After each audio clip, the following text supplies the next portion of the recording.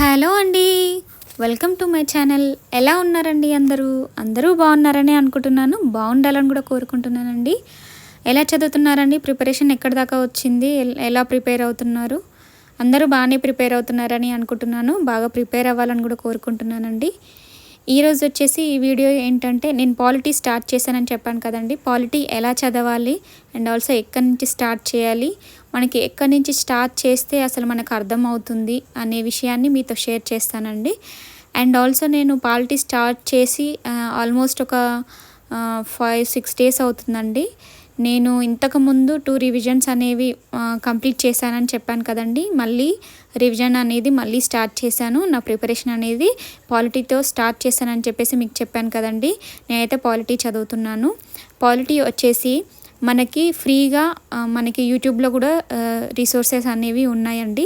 కావాలంటే మీకు అర్థం కాకపోతే ఫస్ట్ టైం మీరు పాలిటీ బుక్ అనేది ఓపెన్ చేసి మీరు చూసినట్లయితే, మీకు పాలిటీ గురించి ఏం తెలీదు, ఇండియన్ పాలిటీ గురించి ఏం తెలియదు అని అనుకున్న వాళ్ళైతే యూట్యూబ్లో కూడా చాలా రిసోర్సెస్ ఉన్నాయండి. అవి యూజ్ చేసుకొని ఫస్ట్ అర్థం చేసుకోవడానికి ట్రై చేయండి. ఆ తర్వాత చదవడం అనేది ట్రై చేయండి.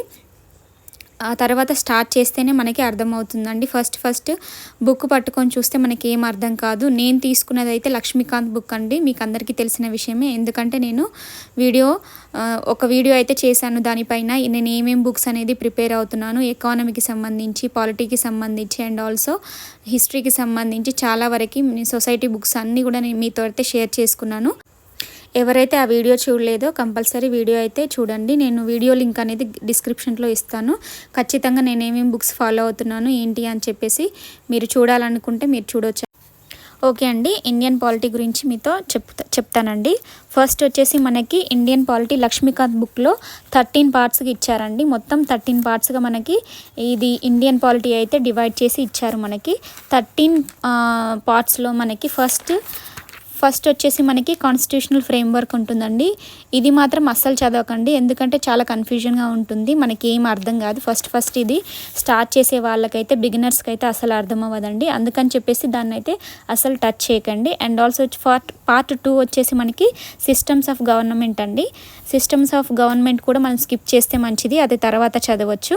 అండ్ ఆల్సో నేను చదివేటి ఏంటి, నేను ఫాలో అయ్యేది ఏంటో మాత్రమే మీతో చెప్తానండి. ఎందుకంటే నా పర్సనల్ ఇది, ఎవరికి ఎలా అనిపిస్తుందో అలా చదవచ్చండి. నేను ఎలా చదువుతున్నాను మాత్రం మీతో షేర్ చేసుకుంటున్నాను. నేనైతే పార్ట్ 3 వచ్చేసి సెంట్రల్ గవర్నమెంట్ ఉంటుంది అండ్ పార్ట్ 4 వచ్చేసి స్టేట్ గవర్నమెంట్ ఉంటుంది. ఫస్ట్ అయితే ఇవి 2 ఫినిష్ చేసుకుంటే బాగుంటుందండి, మనకి ఈజీగా అర్థమవుతుంది.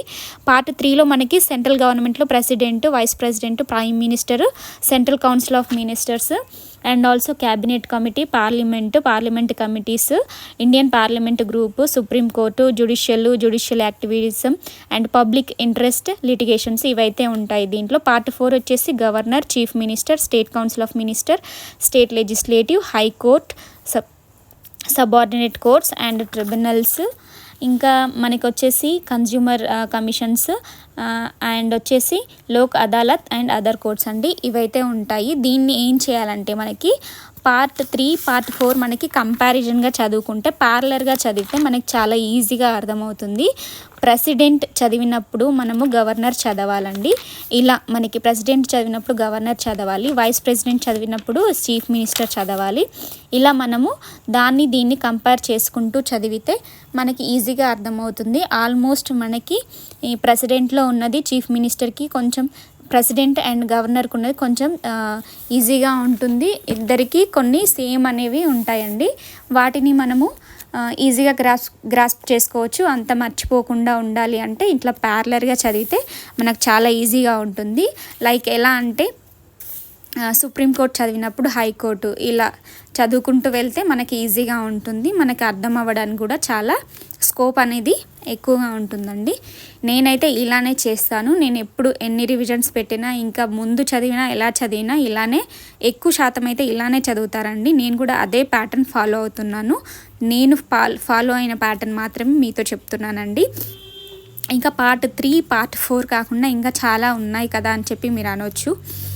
అవన్నీ కూడా నేను నా తగ్గట్టుగా నేను ఎలా చదవగలను, నాకు ఎలా అర్థమవుతుంది, దాన్ని బట్టి నేనైతే టైం టేబుల్ అనేది వేసుకొని దేనికి ఏది చదవాలి, ఏవేవి సేమ్గా ఉన్నాయి, అలా fundamental rights, fundamental duties, principles of directive principles, ఇలాంటివన్నీ కూడా మనకి ఎలా అర్థమవుతాయో అదేవిధంగా మనం టైం టేబుల్ అనేది పెట్టేసుకొని చదివితే మనకి ఈజీగా అర్థమవుతుంది.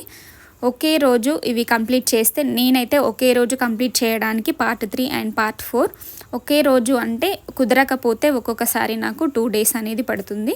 2 daysలో అవి కంప్లీట్ చేయడానికైతే ట్రై చేస్తానండి. నేను ఎక్కువ శాతం నాకు అర్థం కాకపోతే యూట్యూబ్లో రీసోర్సెస్ అనేవి తీసుకుంటానని చెప్పాను కదండి, అలా తీసుకొని నేను చదవడం అయితే జరుగుతుంది. ఇలా అయితే నా పాలిటీ ప్రిపరేషన్ అయితే కొనసాగుతుందండి. మీరు ఎలా చదువుతున్నారు? ఆఫ్టర్ ఎగ్జామ్స్ తర్వాత కూడా మీరు ఎలాంటి డిస్కరేజ్మెంట్కి గురి అవ్వకుండా ఖచ్చితంగా మీరు ప్రిపరేషన్ మీద కాన్ఫిడెంట్ అండ్ కాన్సన్ట్రేషన్తో ఖచ్చితంగా చదవండి. చదివితేనే మనకి ఫ్యూచర్లో ఏదో ఒక జాబ్ వచ్చే అవకాశం ఉంటుంది. అసలు డిస్కరేజ్మెంట్ అనేది అవ్వకండి. ఈ వీడియోలో ఇది మీతో నేను షేర్ చేసుకోవాలని అనుకున్నాను. నా ప్రిపరేషన్ స్ట్రాటజీ అనేది ఇలా ఉందండి. ఈ వీడియోలో ఇంతవరకే చెప్పగలిగాను. ఇక ముందు కూడా మీతో నాకు ఏవైతే అనుభవాలు, నా ప్రిపరేషన్ వేలో ఏవైతే నాకు అనుభవాలు అవుతాయో ఖచ్చితంగా మీతో నాకేమైనా తెలిస్తే ఖచ్చితంగా మీతో షేర్ చేసుకుంటానండి. ఇలాగే ఏవో కొన్ని నాకు తెలిసినంత వరకు అప్డేట్స్ అయితే ఇస్తూ ఉంటాను. ఈ వీడియో కనుక మీకు నచ్చినట్లయితే ఖచ్చితంగా లైక్ చేయండి, షేర్ చేయండి, సబ్స్క్రైబ్ చేసుకోండి. ఇంకా వచ్చేసి ఈ వీడియో ఎండింగ్లో మీతో ఒకటి షేర్ చేసుకుందామని చెప్పి అనుకుంటున్నాను. హైకోర్టు జాబ్స్ అయితే పడ్డాయంట అండి మనకి, స్టేట్కి సంబంధించి స్టేట్ లెవెల్ ఎగ్జామ్సే అవి.